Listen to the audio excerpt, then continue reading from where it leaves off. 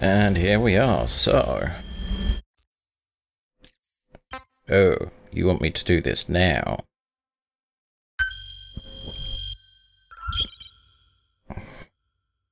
So... probably best to start that. Thank you. Commencing platform construction. Can we do another one? Commencing platform construction. Commencing platform construction. Commencing platform construction. So they're going to take a while because they work in real time and whilst you play the game. So they're not going to be ready for a while. But we have to go here. This war. The Kremlin never expected to have this much trouble against the Mujahideen. Afghanistan is a tribal society. Tradition demands that its people stand up to any outsiders who set foot on their land. With the honor of their people at stake, they have everything to fight for. No matter how hard the Soviets hit them, they continue to appear out of nowhere, striking back, then vanishing again. But there's one thing even the Mujahideen fear. Every last one of them. The Soviet gunships. They're highly maneuverable and equipped with massive firepower. Plus, the underside of the fuselage is heavily armored. The Mujahideen can barely scratch them with their small arms. Anyone who hangs around gets mowed down by the gunship's heavy machine guns. This new honeybee weapon that was given to the Hamid fighters, it's no doubt something to help them strike back against the gunships, which makes it a weapon that could change the course of the war. Those guerrilla fighters known as Mujahideen don't actually belong to a single organization. Afghanistan is a multi-ethnic country. You've got the Pashtuns, the Tajiks, Uzbeks, Hazaras, and each of them is split into their own tribes, large and small. Each ethnicity has several rebel organizations that their various tribes gather under. They're united under the banner of jihad, but that doesn't mean they work like a single standing army. Just look at the area around Smasi Fort.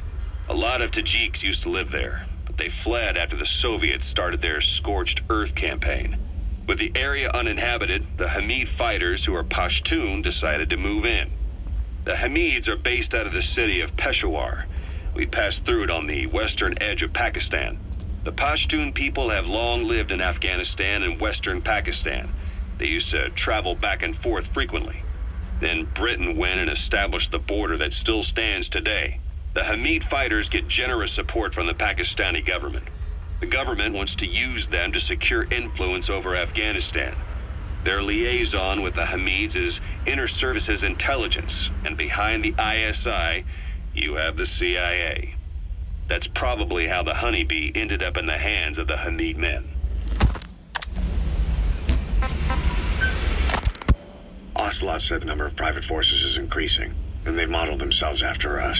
They're a far cry from the likes of us. But why? 9 years ago we made enemies of the world as a nuclear-equipped force, independent of ideology or state. Yes. Sooner or later the real UN would have stepped in. So why are they giving these PFs free rein? That's our fault too. What do you mean? What happened 9 years ago was a real problem for a lot of people. An organization as big as ours, with our facilities, was wiped off the map. Not an easy thing to hide. But if our existence came to light, so would the names of our clients. We had contracts all over, east and west, from superpowers to banana republics, the lot. Our clients denied all association with the likes of us.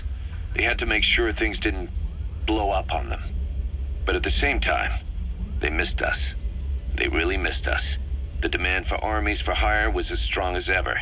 The international community turned a blind eye to what happened to us, despite still needing people who could do our jobs. History couldn't afford to lose us. As soon as we were gone, they needed a replacement. So private forces spread everywhere.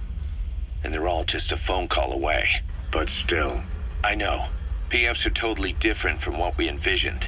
Nation-states, revolutionaries, terrorists. They have a lot of clients. And Cypher is one of them. Cypher stays anonymous, but I know their work when I see it. In the eyes of those clients, the world's PFs are all just expendable pawns. The clients don't have to worry about losing their own men. Nobody knows they're involved, and PFs are cheap. In short, the world is chewing up soldiers and spitting them out. Even some of the old Mother Base's survivors are still working for PFs. Some guys created their own smaller forces. Others were taken on by emerging PFs. Everybody's gone their separate ways. But none of them are living their dream, because they're not fighting with you. Of course, I tried to headhunt as many of them as I could for Diamond Dogs. It was all a waste of time.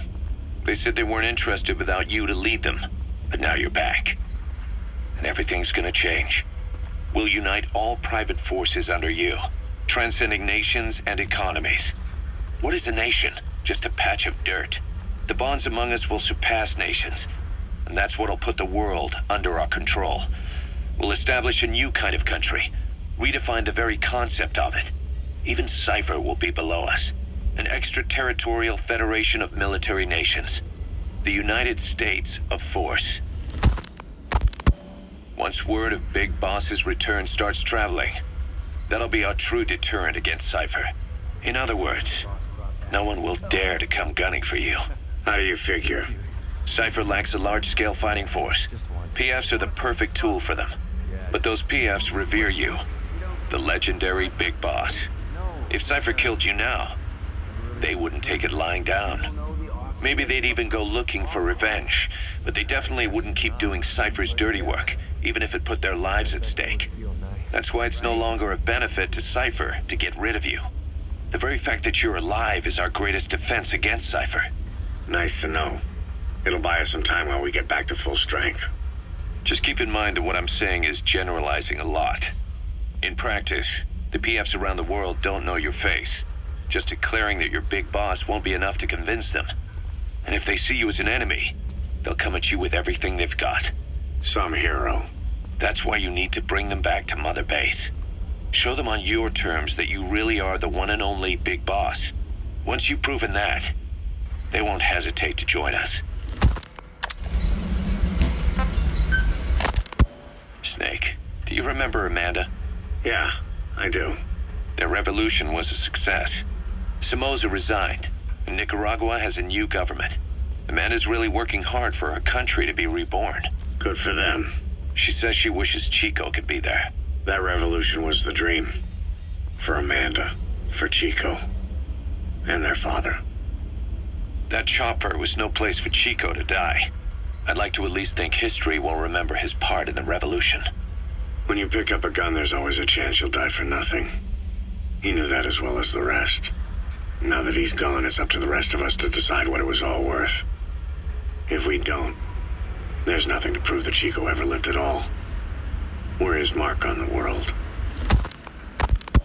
Amanda told us that Strangelove contacted her after the revolutionaries came to power in Nicaragua. Strangelove, the AI researcher from Mother Base? I remember her. We'd lost touch with her, till Amanda heard from her out of the blue. She told Amanda she wanted to salvage Peace Walker's drive parts, or something from the bottom of Lake Nicaragua. Amanda passed the request on to her friends in the new administration. She's a national hero now, after all. So Strangelove got a Soviet military aircraft to transport something to somewhere. But apparently the cargo wasn't big enough to have been Peace Walker itself. So what was it? Who knows? We recovered Peace Walker's nuclear warhead ourselves 9 years ago. What could Strangelove have been after? Amanda said she didn't mention what her reason was or where she was headed. Nicaragua is a socialist state now. And with Amanda vouching for her, the government didn't feel the need to concern itself with the details.